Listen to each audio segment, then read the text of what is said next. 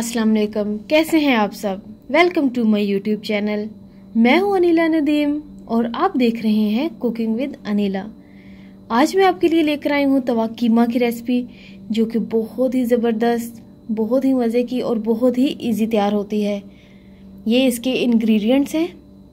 सबसे पहले हम इसमें ऐड करेंगे नमक, भुना और कुटा हुआ ज़ीरा, भुना और कुटा हुआ सूखा धनिया, red chilli powder, chilli flakes, ginger garlic, spring onion का वाइट वाला पार्ट, थोड़ा सा हरा धनिया, हरी मिर्चें और प्याज। लास्ट पर इसका मेन इंग्रेडिएंट जो है वो है कसूरी मेथी। इससे बहुत ही अच्छा फ्लेवर आएगा इसमें। इसको करेंगे अच्छी तरह मिक्स और इसको आप आधे घंटे के लिए 10-15 मिनट के लिए मैरिनेट कर सकते हैं, नहीं तो आप उसी टाइम भी इसको बना सकते हैं। मैंने यहाँ पर लिया है एक पैन जो कि तवे की तरह ही है। आप किसी भी बर्तन में इसको बना सकते हैं, ज़रूरी नहीं कि तवे पे ही इसको बनाया जाए।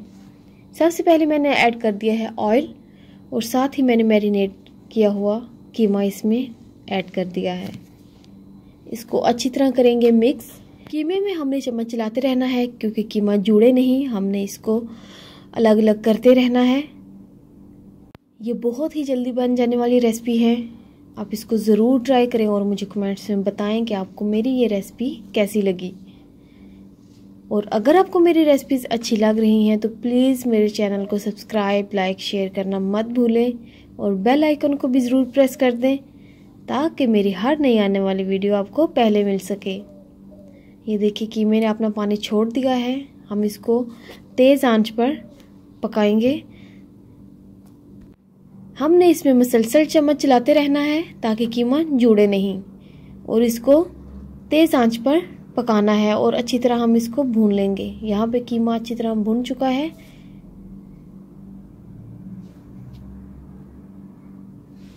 अभी हम इसमें ऐड करेंगे एक बड़े साइज का टमाटर। टमाटर डाल के भी हम इसकी कर लेंगे अच्छी तरह भुनाई। टमाटर डालने के बाद हम इसको 3 से 4 मिनट के लिए तेज़ आंच पर अच्छी तरह भून लेंगे ताकि टमाटर सॉफ्ट हो जाएं। आप इस रेसिपी को ज़रूर ट्राई करें, बहुत ही मज़े का ये तैयार होता है। आप इसको सलाद, चटनी और तंदूर की रोटी के साथ या घर की चपाती के साथ सर्व कर सकते हैं। बहुत ही मज़े का लगता है और ये बहुत ही क्विक बन जाने वाली रेसिपी है। यहाँ पर हो गए हैं टमाटर सॉफ्ट और कीमा भी अच्छी तरह साथ साथ भुन रहा है। अभी हम इसमें ऐड करेंगे तकरीबन 1 कप दही। दही डालकर भी हम इसको अच्छी तरह भून लेंगे। दही डालने के बाद तकरीबन हम 4 से 5 मिनट के लिए कीमे को भून लेंगे। ये बहुत ही मज़े का कीमा तैयार होता है, जैसा हम बाहर रेस्टोरेंट्स में खाते हैं सेम वैसा, बल्कि मैं तो कहूँगी उससे भी बहुत ही अच्छा तैयार होता है। आप इसको ज़रूर ट्राई करें क्योंकि घर के खानों की तो बात ही और होती है। इस कीमे में ये है कि भुनाई बहुत ज़्यादा है। हमने इसको भूनते रहना है और चम्मच चलाते रहना है ताकि कीमा हमारा साइडों से लगे नहीं। दही डालने के बाद भी हमने इसको अच्छी तरह भून लिया है।